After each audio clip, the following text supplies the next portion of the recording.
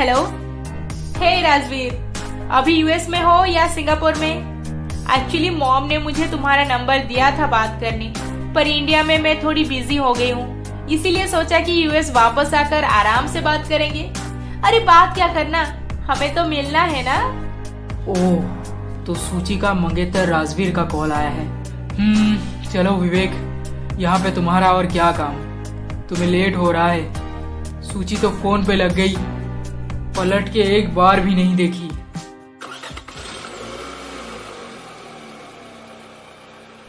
क्या विवेक ऐसे ही चला गया? ढंग से बाय भी नहीं बोला मुझे।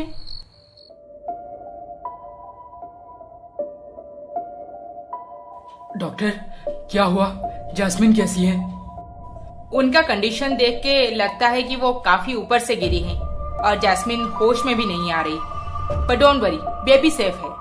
हमें कुछ देर और इंतजार करना चाहिए। देखिए डॉक्टर, चाहे जो भी हो जाए, आप मेरी बहू को बचा लीजिए। चोट काफी गहरा है, फिर भी हम पूरी कोशिश करेंगे। आप हिम्मत रखिए। हे भगवान, ये सब क्या हो गया? वो कितनी होशियार है, फिर भी फिसल गई। माँ, चुप कर, मर गई तेरी माँ। 2 दिन से उसे टेंशन पे टेंशन दिए जा रहा था तू। खाना पीना भी छोड़ चुकी थी वो, और आज वो तेरे वजह से ही फिसल गई। माँ, मुझे कैसे पता चलेगा कि ये सब हो जाएगा? कैसे पता चलेगा? अरे एक लड़की जब शादी करके ससुराल आने को तैयार हो जाती है ना, तब उसे मायके में सब बोलते हैं कि अब ससुराल ही उसका अपना घर है। मायका तो पराया हो गया, और ससुराल में पैर रखते ही सब उसे इस नजर से देखते हैं कि वो तो इस घर की है ही नहीं। वो बस यहाँ पे सबका काम करने आई है, खाना बना के देगी, सबको खुश रखेगी। नहीं, पर कोई डिसीजन लेने का वक्त आता है तो सबसे पहले उसे किनारे कर दिया जाता है कि तुम कौन होती हो हमारे घर में डिसीजन लेने वाली? तो उसका अपना घर है कहाँ आखिर? माँ, मुझे आप ये सब क्यों बोल रही हैं? मैंने जस्मिन के साथ कभी ऐसा बिहेव नहीं किया। बिल्कुल किया है। तुझे लगता है कि वो तेरी फॉरेनर दोस्त उसे घर से चले जाने के लिए बोल के बहुत बड़ी गलती कर दी है जैस्मिन ने। अरे इसमें गलती कैसा? सब अपने परिवार को संभाल के रखना चाहते हैं। आज अगर जैस्मिन का कोई पुराना लड़का दोस्त आकर हमारे घर पे रुकता और वो उसे छुप छुप के हमेशा बात करती रहती, तो क्या तू ये सब बर्दाश्त कर पाता? नहीं ना। तो फिर उसने क्या गलत किया? कौन सा गलत डिसीजन ले लिया? हाँ, बता मुझे। माँ, आई एम सॉरी। माँ, यहाँ पे घूमना बहुत अच्छा लग रहा है। कितने सुंदर जगह हैं। हाँ, घूमो फिरो, मजे करो, पर अपना ध्यान भी सही से रखा करो। ऐसा ना हो कि कोई लड़का आकर फायदा उठा ले। आप किसकी बात कर रही हैं माँ? विवेक की? नहीं माँ, वो बहुत अच्छा लड़का है। खुद उमा आंटी ने भी तो बोला था ना। आजकल किसी पे भी भरोसा नहीं किया जा सकता। मैंने आज उस लड़के के बारे में पता किया। वो शिमला में जिस अनाथ आश्रम के डेवलपमेंट के लिए काम करता है, वहाँ उसके साथ और एक लड़की भी जाती रहती है। रीमा नाम है उसका। दोनों में काफी क्लोजनेस है और उनकी शादी भी शायद होने वाली है। शादी विवेक की? पर उसने तो मुझे कुछ भी नहीं बताया इस बारे में। सालों प्यार करके लोग एक पल में धोखा देने से पहले दोबारा नहीं सोचते। और ये लड़का तुम्हें अपने अफेयर के बारे में क्यों बताएगा बेटी? हाँ, ये भी सही बात है। जयंत और मेरे रिलेशनशिप को इतने साल हो गए थे, फिर भी उसने मुझे एक पल में साइड करके इंडिया चला आया। एक मैसेज करना भी जरूरी नहीं समझा। फिर किसी और पे मैं कैसे भरोसा कर लूं, वो भी इतनी जल्दी? क्या सोच रही हो सूची? तुम्हारे मॉम डैड का कॉल आया था आज मुझे। क्या? मॉम डैड का कॉल? हाँ, बताना तो नहीं चाहती थी क्योंकि तुमने मना किया था, पर वो दोनों बहुत परेशान लग रहे थे, इसलिए मुझे ये बोलना पड़ा कि तुम यहाँ पे आई हो। फिर मॉम ने क्या कहा? वो दोनों कुछ ही दिन में इंडिया आ रहे हैं। बहुत साल हो गए हैं ना यहाँ पे आए। कुछ दिन हमारे साथ रह के फिर तुम्हें साथ में लिए वापस चले जाएंगे। अच्छा, ठीक है। देखिए जयंत जी, हमें इमीडिएटली ऑपरेट करना होगा। सिचुएशन काफी कॉम्प्लिकेटेड होते जा रहा है। आपको जो करना है कीजिए मैडम, बस मेरी जैस्मिन को कुछ नहीं होना चाहिए। हम पूरी कोशिश करेंगे। माँ सही बोल रही हैं। मुझे और किसी पे भरोसा करके फिर से धोखा नहीं खाना है।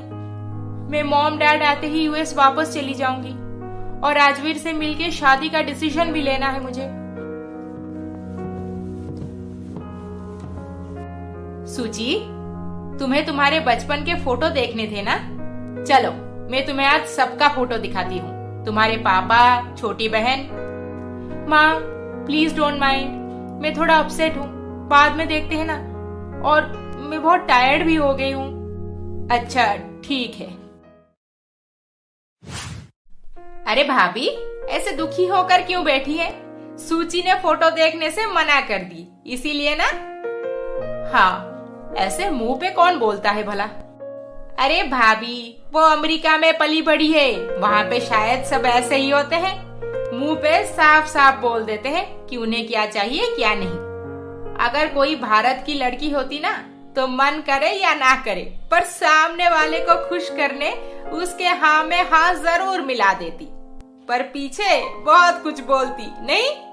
हमारी सूची ऐसी नहीं होगी, वो सब कुछ सामने ही बोलती है। आपने देखा नहीं कि कैसे विवेक की बात आते ही तुरंत बोल पड़ी कि उसके साथ ऐसा कुछ भी नहीं है, वो बस एक दोस्त है। हाँ, अगर दोस्त ही होगा तो ठीक, नहीं तो मेरी सूची फिर से धोखा खा सकती है। माँ सही बोल रही हैं। मैंने जस्मीन के साथ कितना गलत बर्ताव किया है। बेचारी मेरे वजह से परेशान रहने लगी थी। हे भगवान, मेरी जैस्मिन का कुछ नहीं होना चाहिए। बेटा, क्या सोच रहा है कि मैं जैस्मिन को क्यों इतना प्यार करती हूँ? तुझे पता है, अगर आज तेरे पापा जिंदा हैं तो सिर्फ और सिर्फ जैस्मिन के वजह से ही। क्या? जैस्मिन की वजह से? वो कैसे माँ? हाँ बेटा, मैंने कभी तुझे कुछ बताया नहीं इस बारे में। जब तू यूएस में था और हम दोनों केदारनाथ तीर्थ पे गए थे, तब मंदिर जाना, पूजा देना और नीचे वापस आना सब अच्छे से हो गया। फिर हम भाड़े की कार में घर वापस आ रहे थे।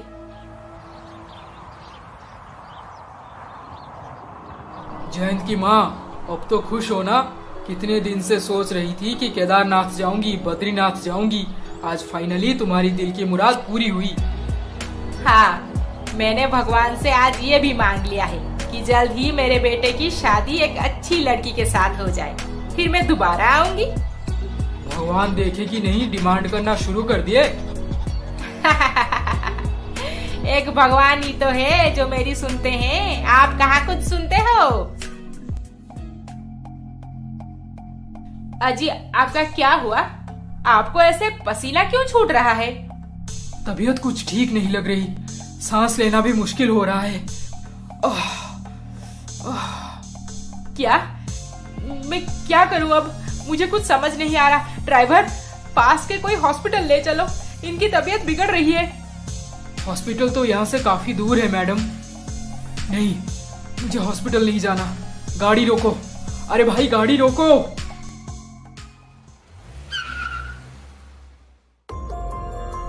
क्या हुआ? गाड़ी क्यों रोक दिए? गाड़ी से बाहर निकलना है, दम घुट रहा है इसके अंदर। मैडम, मैं किसी को पूछ के आता हूँ कि सबसे नजदीक हॉस्पिटल कहाँ पे है। और तुझे पता है बेटा, गाड़ी से बाहर निकलते ही पापा सड़क पर गिर गए। उनके सीने में बहुत दर्द कर रहा था। आसपास इतनी गाड़ियां जा रही थी, पर कोई भी नहीं आया पूछने कि हुआ क्या है। मैं तो डर के मारे बस रो रही थी। जैस्मिन, तू आज कितनी सुंदर दिख रही है। हाँ, लगता है जैस्मिन आज शादी में जरूर किसी को पटा के आएगी। पटाके? मैं किसी को पटाने नहीं जा रही, अपनी सहेली की शादी में जा रही हूँ। तुम दोनों कुछ भी बोलते रहते हो, चुप करो। अरे वो देखो, वहाँ पे गाड़ी के पास कुछ हो रहा है शायद। हाँ, लगता है कोई प्रॉब्लम हुआ है। देखो ना, वो आंटी कैसे रो रही हैं। चलो चल के देखते हैं। ये क्या हो गया? ये होश में क्यों नहीं आ रहे? सुनिए, सुनिए, कुछ तो बोलिए। क्या हो गया आपको? आंटी, आंटी क्या हुआ? इन्हें सीने में दर्द हो रहा था और ये पसीना पसीना होकर बेहोश हो गए। मुझे कुछ समझ नहीं आ रहा बेटी, और हम यहाँ के रहने वाले भी नहीं हैं। फिर क्या हुआ माँ? फिर जैस्मिन, इन्हें शायद अटैक आया है, हॉस्पिटल ले चलते हैं। नहीं, तब तक बहुत लेट हो जाएगा, हमें सीपीआर देना होगा।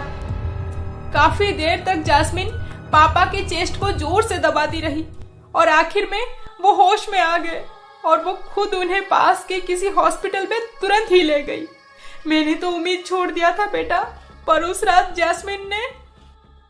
आंटी आप डरिए मत, अंकल जी बिल्कुल ठीक हो जाएंगे, अब वो खतरे से बाहर हैं। मैंने डॉक्टर से बात किया अभी। बेटी, मैं कैसे तुम्हारा शुक्रिया अदा करूं, मुझे समझ नहीं आ रहा। तुम मेरे लिए भगवान हो। आंटी आप ऐसे मत बोलिए, मुझे जितना कुछ पता था मैंने बस उतना ही किया है, ज्यादा कुछ नहीं।